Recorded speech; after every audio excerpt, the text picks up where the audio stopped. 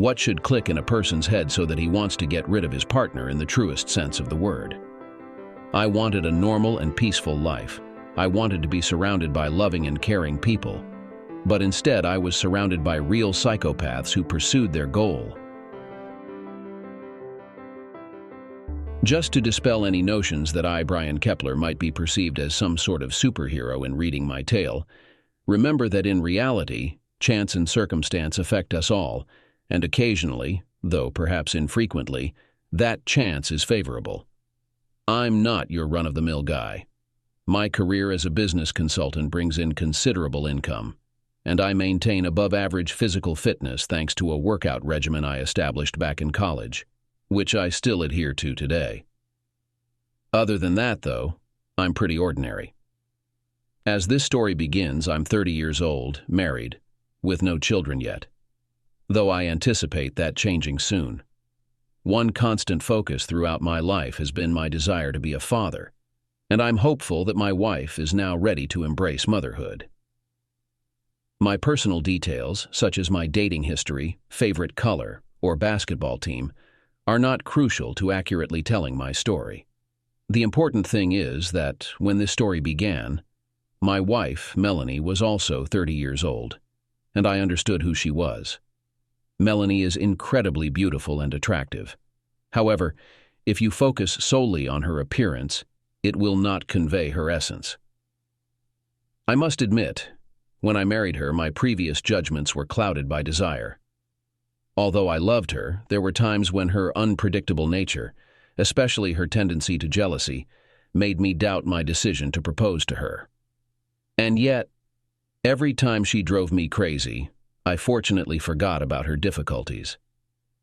Melanie comes from a large family consisting mostly of men, including her 4 younger brothers. I have a close bond with one of them, Tom. Despite the fact that Tom was gay, he did not confide in his father about it. However, he trusted me with this information. It is not known if Melanie is aware of this, since we have never touched on this topic.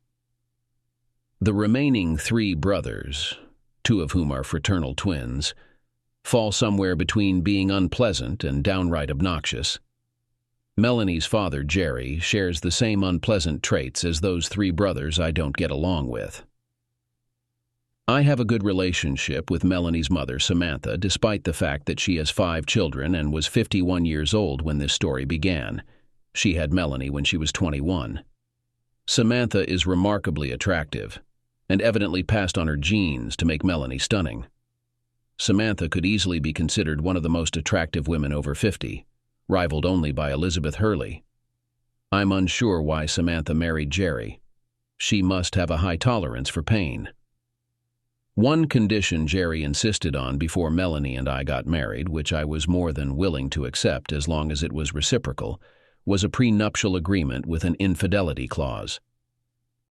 I had just finished a business consultation around 6 p.m. in a city an hour's drive from my home, still within the same state. Shortly after, I received a text from an unfamiliar number. The message warned, "Be cautious, there are individuals targeting you. Take immediate precautions."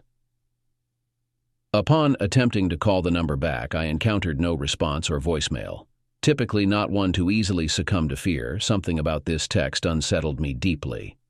Moreover, recent peculiar incidents at home, particularly concerning Melanie's erratic behavior, heightened my sense of unease. Over the past month or so, she had exhibited mood swings, oscillating between unnecessary hostility and intense affection. Despite my willingness to overlook her behavior due to the latter, I couldn't shake the feeling that something was amiss. Consequently, I decided to hire a private investigator to delve into the matter, anticipating results within a couple of days. The consultancy I was working with happened to be near a strip of retail stores, one of which was a sporting goods store. Inside, I purchased some protective gear worn by soccer players, an oversized football jersey, a pair of cross-training shoes, and a gym bag where I stowed my suit coat, tie, leather-soled shoes, and dress shirt.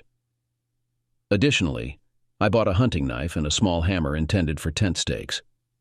I admit I felt somewhat absurd leaving the store with these items, although apart from the protective gear, as I never played soccer, Everything else would come in handy. Since Melanie wasn't expecting me until around 9 p.m., originally planned to dine with my clients, but they had an emergency, I decided to grab a meal at a local Johnny Rockets. It was approximately 7:30 p.m. when I began walking back to my car, and darkness had fallen. As I approached my car, I heard a noise behind me. Swiftly turning, I spotted a masked individual wielding a blunt object in their left hand, swinging it towards me. Instinctively, I raised my left arm to block the attack. In a fraction of a second, two thoughts raced through my mind. The warning was accurate, followed by, "I'm grateful I invested in those children's soccer shin guards and wore them on my forearms." Then, luck intervened. With a speed I didn't know I possessed, I drew the tent spike hammer from my belt and delivered a decisive blow to the left side of the attacker's head, precisely at his temple, causing him to collapse instantly. Given my lack of prowess in tennis, woodchopping, or even hammering nails, the accuracy of my strike was purely fortuitous. Although my left forearm was in pain, it wasn't too severe. Fortunate because I spotted two more figures advancing towards me, one from the right and one from the left. Fortunately, luck was on my side as I deflected an attack from the person on my left with my left forearm and struck him on the head with my small hammer. While this sent him tumbling down, it also snapped the wooden handle of my hammer. Just in time, I noticed the person on my right swiftly approaching and identified his weapon as a tire iron, luckily sized for a compact car, not a truck. He opted for a different approach, swinging at my left lower leg. The impact would have incapacitated me if I hadn't been wearing adult soccer shin guards, though it still hurt immensely. My ability to remain standing startled him, allowing me to overpower him and bring him to the ground. When I had subdued the third attacker and he was lying on the ground, I retrieved the hunting knife from its sheath on my belt. It had been concealed by my football jersey. Placing the blade against his neck, he immediately began to groan. "I surrender. I surrender. Don't hurt me." I knelt down, transferred the knife to my left hand, and pressed it against his throat while I reached for my cell phone. With one hand, I dialed 911. 911. What's your emergency? I was just assaulted by 3 masked individuals on the street. 2 are incapacitated, and I have the third at knife point. I need immediate assistance from 2 ambulances and the police. Where are you located? I'm unfamiliar with this city, but I estimate I'm a couple of 100 yards from Sporting Goods store on Chestnut Street, with a Target store almost directly opposite. Can you track my cell phone signal? We'll attempt to locate you. Stay on the line, and when you spot a police vehicle, alert them to your location by standing up. Understood. I'm wearing a red football jersey, and my attackers are all wearing ski masks. They're all on the ground, 2 injured, and the third with my knife at his throat. Additional interaction occurred, and fortunately, a police car arrived promptly within 2 minutes. I warned the conscious assailant that I would stab him if he attempted to flee before the officers arrived, then signaled for help. I had already kicked the tire iron out of his reach. 2 officers swiftly approached, one wielding a flashlight and both with guns drawn. Identifying myself as the 911 caller, I declared my intention to drop my knife and displayed my cell phone connected to the emergency line above my head. As they neared, I informed them that the conscious assailant was one of the attackers. The male officer restrained him, while the female officer, in a procedure unfamiliar to me from TV, took my cell phone to speak with the 911 operator. After a brief conversation, she ended the call and returned my phone, instructing me to stand 6 feet away with my hands raised while they dealt with the other 2 assailants. By the time they finished examining the others, 3 more police cars and an ambulance had arrived. After a weapons check and removal of my protective gear, the female officer escorted me to the back of her squad car. I noticed my forearm and shin guards were cracked, but they had served their purpose. I found myself seated in the rear of the police cruiser for just around 5 minutes before a duo of detectives, 1 male and 1 female, swung open the back door. They introduced themselves as Cagney and Lucy. I'd wager you endure a fair amount of ribbing with a surname like Lacey, especially paired with a female detective named Cagney. I quipped to the male detective, attempting to inject humor into the tense situation. How did I recognize the reference to the old TV show Cagney and Lacey, which aired from 1982 to 1986? Well, one summer during my teenage years, I sustained a significant injury while playing pickup basketball, which left me sidelined for nearly 2 weeks. To stave off boredom, I became intimately familiar with numerous classic TV programs on a local nostalgia channel, including the aforementioned Cagney and Lacey. Lucy appeared imposing and somewhat unkempt. To me, he resembled a human embodiment of a Saint Bernard. Cagney resembled a modern TV portrayal of a female cop, too charming to be entirely realistic. Despite her petite stature, likely standing no taller than 5 feet 4 inches, 163 centimeters, and weighing less than 125 pounds, 57 kilos, she exuded toughness. Her pantsuit appeared to strain slightly at her chest, not that I was paying much attention. Cagney chuckled at my remark, while Lucy simply growled, "Don't get smart. Come with us to the station." "I'll need my gym bag and the protective gear the uniformed officer confiscated," I responded. "We can stow the gym bag in the trunk of our car, but the protective gear is evidence, so it stays. Before we depart, we'll need you to identify the weapons on the ground," Cagney stated. While Lucy stashed my gym bag in the trunk of his unmarked Ford Victoria, I informed Cagney that the hunting knife and the damaged small hammer belonged to me. I clarified that the tire iron belonged to the conscious, masked individual, while the other 2 weapons, which I couldn't identify clearly in the darkness, were wielded by the other 2 assailants, though I couldn't assign each weapon to a specific individual. As I recounted this, I noticed that the first assailant I struck was still on the ground, while the other had been taken away by the ambulance. "Why is the first assailant still here?" I inquired of Cagney.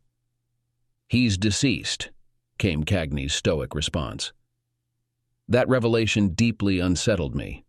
The interrogation room in the police station sported an unpleasant shade of green, while the plastic chair I occupied offered little comfort. However, the silver lining was the prompt initiation of the interview. I began by providing Cagney and Lucy with a detailed account, showcasing the enigmatic text message on my phone along with the receipt from my purchase at Sporting Goods.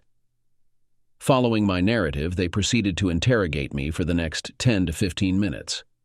I endeavored to respond truthfully and comprehensively, attempting to divide my gaze between them instead of fixating solely on Cagney, as my instincts dictated. Suddenly, there came a knock at the door, and a woman resembling a technician entered, presenting Lucy with some photographs.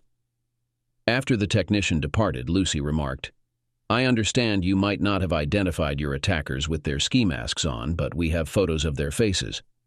Maybe you'll recognize them from the photos." He then handed me all 3 8x11-inch photos simultaneously, 2 of living individuals and 1 of a deceased individual. With just a quick glance at the images, I exclaimed, "What the hell?" as I rose abruptly, inadvertently causing my chair to collide with the wall. "These are 3 of my damn brothers-in-law," I growled. "Take a seat, calm down," Cagney interjected, clearly startled by my outburst. "Are you certain?" "Absolutely," I snapped back. "I know what those jerks look like." "Why would your brothers-in-law be targeting you?" Lucy inquired. "I'm not sure. Our relationship isn't great, but I haven't done anything specific to provoke them. Moreover, despite their flaws, I never sensed any violent tendencies from them." Cagney and Lucy continued questioning me for another 30 minutes until I reached my limit. "Look, you already know I acted in self-defense, so I'm leaving. I'm traumatized," I asserted. "Fine, just give us your shirt, pants, and shoes," Lucy replied. "Fetch my gym bag and a pair of sweatpants so I can change, then I'm out. You've got all my contact details. If you need more, call me, and I'll answer any further queries you or the prosecutor have." Cagney handed me one of her business cards, adding with a smirk, "My cell number's on the back. Ring if anything else comes up." As I bid her farewell, I held her hand a little longer than necessary. I refrained from contacting Melanie during my journey home. My thoughts were consumed by conspiracy theories. I found it difficult to believe that Melanie's brothers would launch an attack on me without her awareness, and perhaps even her encouragement or direct orders. This realization led me to suspect that it was her brother Tom, whom I considered a friend, who had warned me about the potential danger. I couldn't shake the suspicion that Melanie's father, Jerry, might also be involved, as the actions of the troublesome brothers seemed to align with his wishes. As I completed my hour-long drive, during which my mind raced with various thoughts, I experienced a whirlwind of emotions. Strangely, upon arriving home around 11 p.m., a mix of anger and desire overwhelmed me, a sensation entirely new to me. When I entered the house, Melanie was in the kitchen in a bathrobe. As soon as she saw me, her face turned pale, which confirmed my suspicions. However, she quickly pulled herself together. "Brian, darling, why are you so late?" "I was already getting worried," she said. "What were you worried about, my sweet Melanie?" I replied. "That something bad happened to you," she explained. "Well, I do have bruises on my left forearm and shin," I said with a grin, taking off my shirt and sweatpants right in the kitchen, things I got from the cops. While I was undressing, Melanie seemed agitated. I took off my t-shirt, socks, and shoes. She looked confused as she watched me. "Honey, why are you undressing?" "What is it?" she asked, completely confused and turning pale again. "Because you might be leaving soon, and I want to make the most of our time together," I chuckled. As soon as I said the word leave, I quickly headed towards Melanie. I quickly led her into the bedroom. Before putting Melanie on our bed, I paused at her dresser, opened the top drawer, and took out 2 of her scarves. Throwing her on the bed, I tied her right arm to the sturdy metal headboard with one scarf. "Brian, honey, what's going on? You're scaring me," she repeated several times. I was silent while I tied her left arm to the headboard with another scarf. I felt not only stronger than usual, but also as powerful as the Incredible Hulk. Although for various reasons I would not like to recall the emotional state of that night, one aspect that I would love to experience is the surge of energy that I experienced. In between our meetings, we spent time in the bathroom and shower. But in bed, I kept her wrists tied to the headboard, fearing possible betrayal. The following morning, I retrieved Cagney's business card and dialed her cell phone. After introducing myself, I went straight to the point. "I believe my wife orchestrated the attack on me. Could you apprehend her for questioning?" Cagney responded, "Since you reside in another city, we've decided to involve the state police. Can I send a couple of troopers to your residence this morning?" "Absolutely. By 11 a.m., I should have evidence from her cell phone," I chuckled. I allowed Melanie to get dressed while she alternated between thanking me for rocking her world the previous night and pleading with me to untie her, honey. I acknowledged the former, but kept her hands restrained behind her back in response to the latter.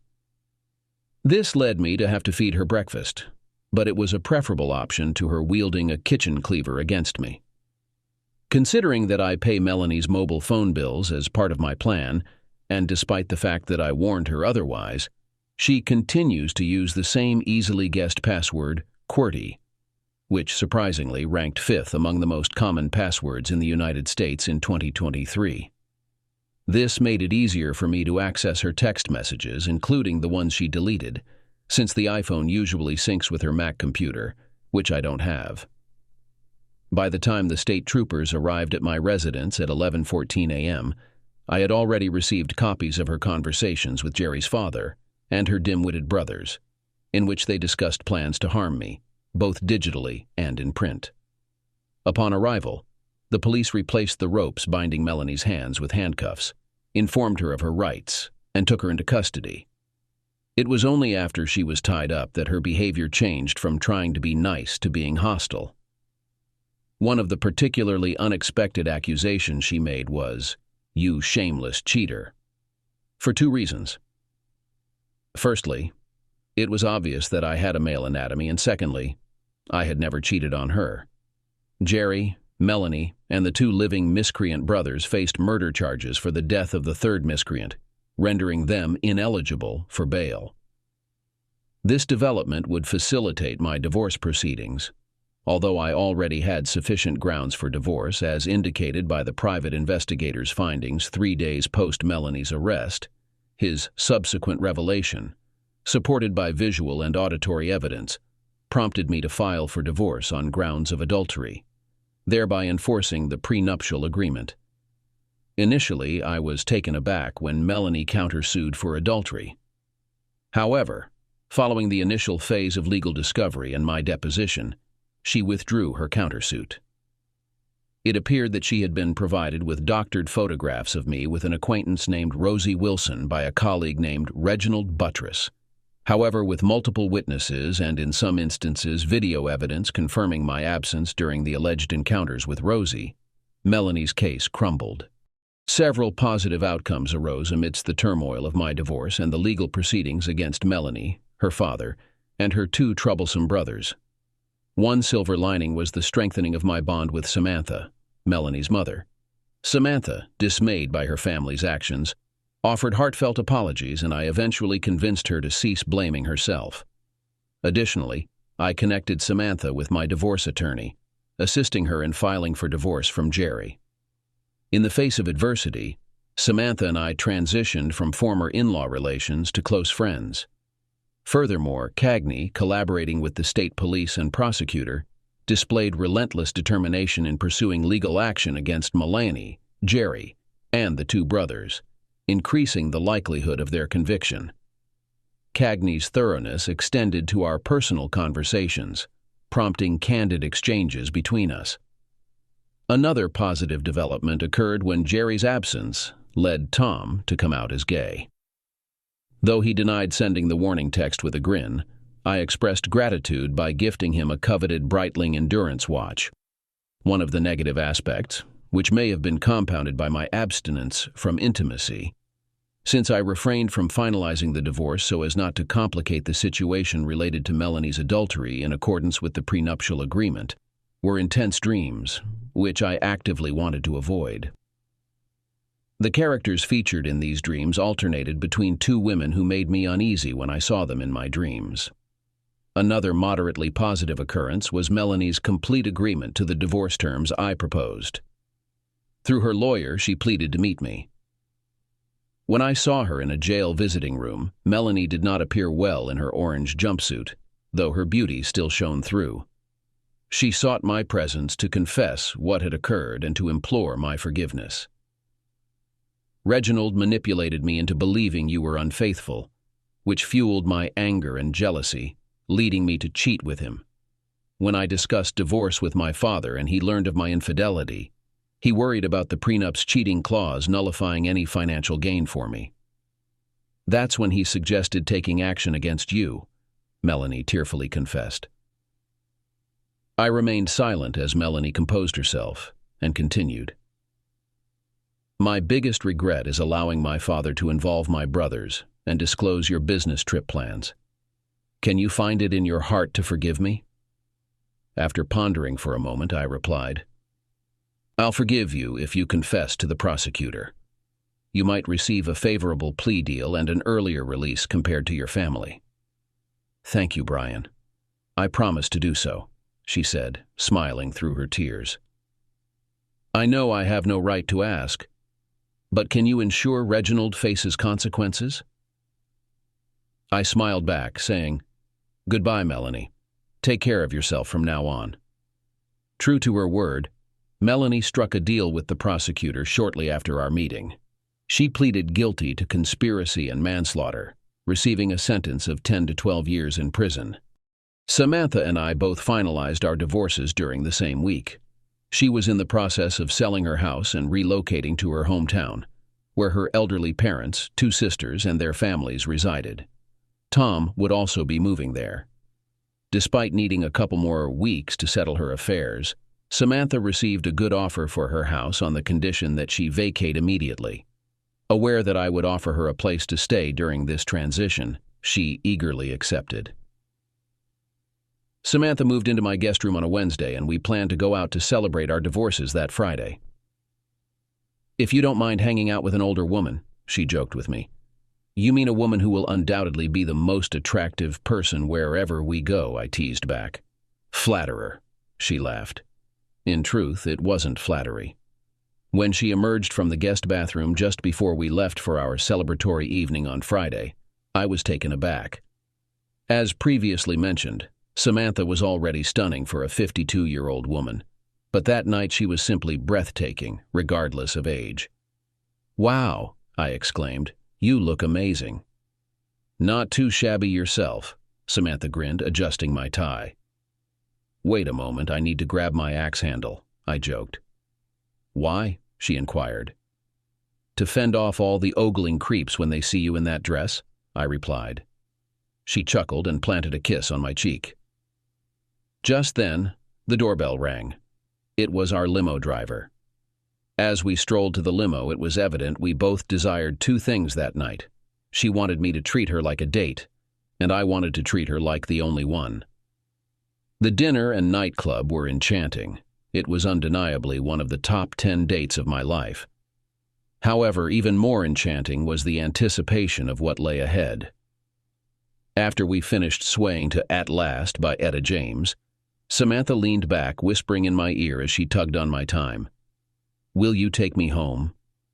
I whispered in return, "No, but I will love you." When we got home, instead of lashing out at each other, we started doing things slowly. There was no rush, just a lot of tenderness. I picked Samantha up and carried her to the shower room in the master bedroom.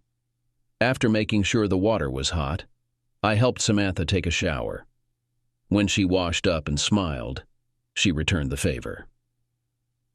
After we were dry, I picked her up again and carried her to my bed, kissing her as we walked. I carefully laid her on the bottom sheet, having previously pulled back the blanket and the top sheet. What followed was the most enjoyable activity of my life. Despite the fact that I thought I was in love with Melanie, and before her I had a steady girlfriend, my connection with Samantha reached another spiritual level. After I pulled away, we lay side by side, looking into each other's eyes. The only light source in the room was a bedside lamp, softly shimmering in shades of red, blue, green, white, and purple. Although I didn't have to say anything, I found myself saying, "It was the most incredible experience of my life," in a thoughtful tone. Her dreamy response was, "I've never felt closer to another person," and a kiss on the lips followed. After several long minutes of contented silence, she added with a smile, "Now, let's find out how primitive we can be."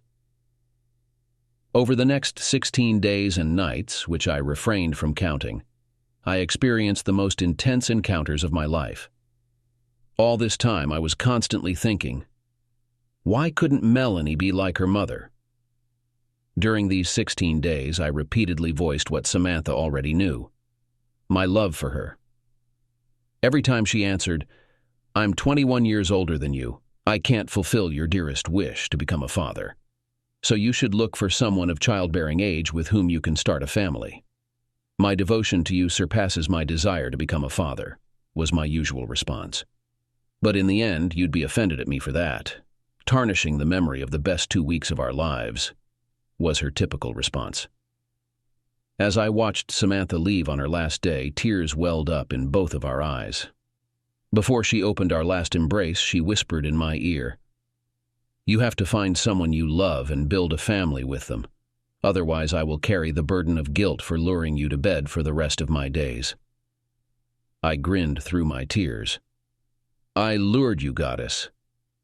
By immersing myself in my work, maintaining a regular exercise routine, staying informed about the progress of the legal proceedings against my adversaries, and devising plans for retaliation against Reginald, I managed to limit my thoughts about Melanie's betrayal and Samantha's loyalty to just 1 hour a day. During this time, Cagney kept me informed about all developments, as she had close ties with the prosecutor's office. Following Melanie's admission of guilt, the two brothers finally came to their senses and pleaded guilty as well. Each received sentences ranging from 15 to 20 years in prison. Initially, Jerry was adamant about going to trial, but when it became evident that his 3 implicated children would testify against him, he relented. As the children all identified him as the mastermind, Jerry received a sentence ranging from 18 to 25 years.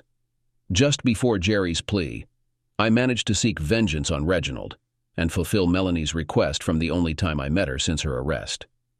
The statute of limitations hasn't expired on what I did to Reginald, so unfortunately, I can't disclose the specifics. I can tell you, however, that it was a classic case of literary revenge. Cagney and I attended each guilty plea, and afterward I treated her to lunch. On every occasion, she appeared in court dressed smartly, albeit professionally, until Jerry's plea. That day she arrived in a dress, and I must admit, I was impressed by her legs and overall appearance. "You clean up well, Lisa, but do they allow you to investigate cases like that?" I teased, switching from calling her Cagney to her actual name, Lisa, since she resembled the actress Sharon Glass from the old TV series. "No, silly. I took a day off and decided I wanted to embrace my femininity for a change."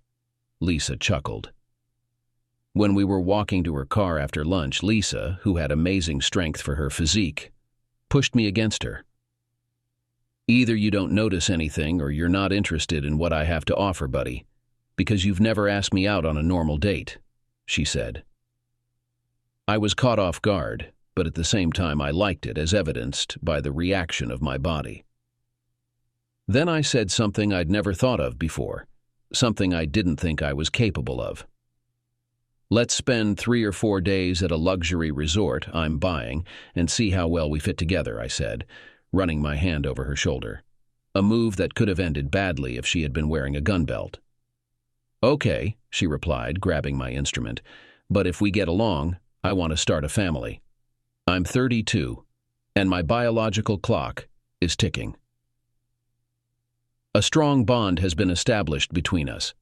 After we behaved like real lovers for 3 days and our bedding was amazing and even better than what I had with Samantha, our relationship began. 3 months later, she quit her job as a detective, became a security consultant, and moved in with me. 3 months after that, we got married. Now, 5 years after our wedding, Lisa Kepler has given birth to 3 children and has undergone tubal ligation. I am fulfilling my dream of becoming a father. I have a loving and stable wife, and life is wonderful.